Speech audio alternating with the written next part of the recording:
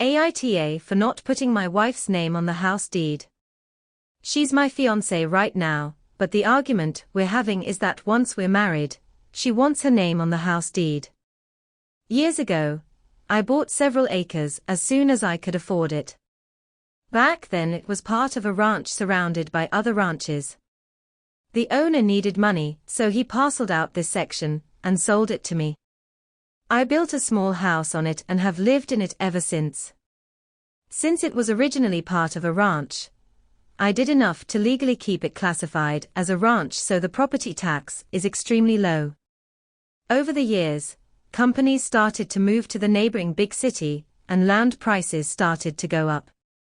Almost all of the ranchers sold their lands to developers, so now there are huge houses surrounding mine.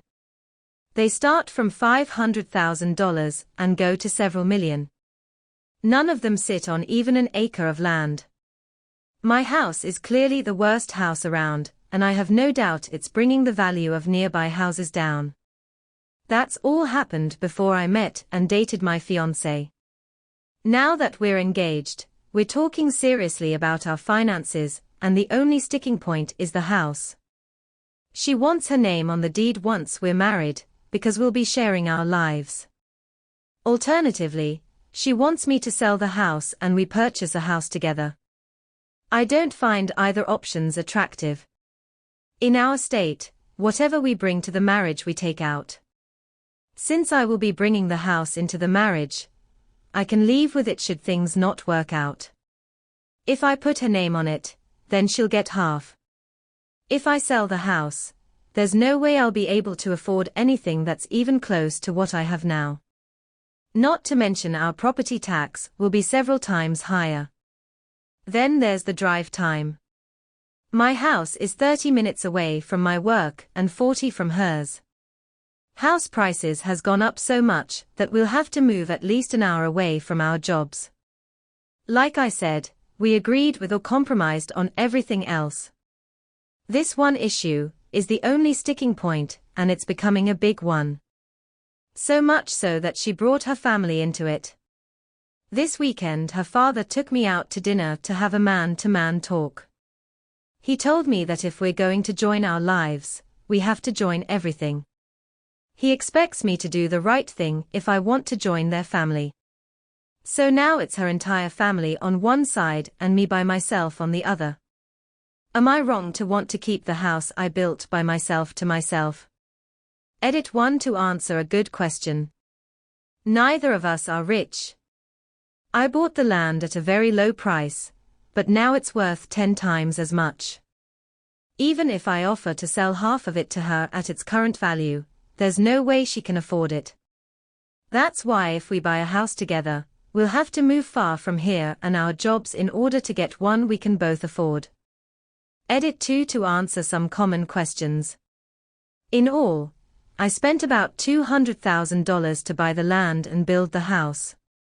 Everything is paid off and I pay the extremely low taxes every year. The tax assessment on my property is about $2 million. I don't know anything about refinancing, but at our salary level, I highly doubt we would qualify.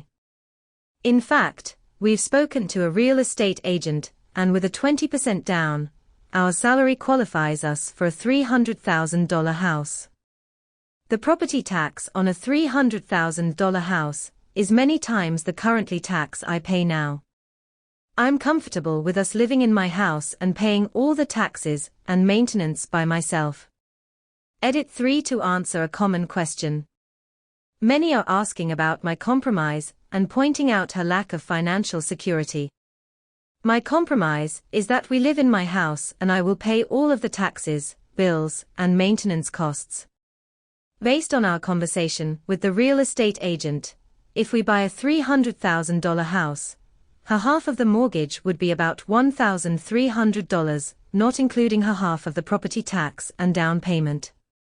I pointed out to her that if I pay for everything toward my current house, she would be saving at least $15,600 a year over 30 years on the mortgage alone. That doesn't include the money she would be saving not paying the down payment and property tax.